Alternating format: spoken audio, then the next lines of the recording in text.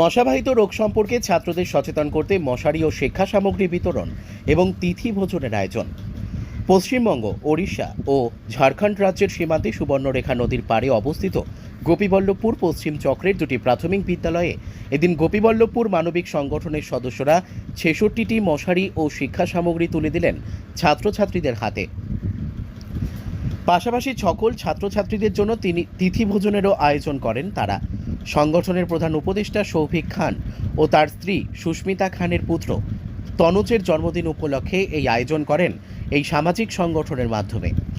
সুবর্ণরেখা নদী যেখানে তার মধ্যগতি ত্যাগ করে নিম্নগতিতে প্রবেশ করেছে, সেই এলাকায় অবস্থিত হাতিবাড়ি প্রাথমিক বিদ্যালয় ও আসনবনি প্রাথমিক বিদ্যালয়ে এই মশারি প্রদান কর্মসূচি পালন করেন সংগঠনের সদস্যরা।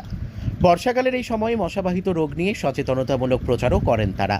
এই কর্মসূচিতে উপস্থিত ছিলেন শিবশঙ্কর বেরা, দীপক কুমার বাড়ি, অনিমেষ সিংহ, উৎপল তালুথি, অভিজিৎ পৈরা, সুমন বেরা, রঞ্জিত দাস, সত্যরঞ্জন গেরি, সুজয় দে, অনুপ সুই, সৌম্যদীপ বাড়ি, অভিজিৎ সাউ, অনিমেষ পাত্র, রূপক কুমার জানা প্রমুখ।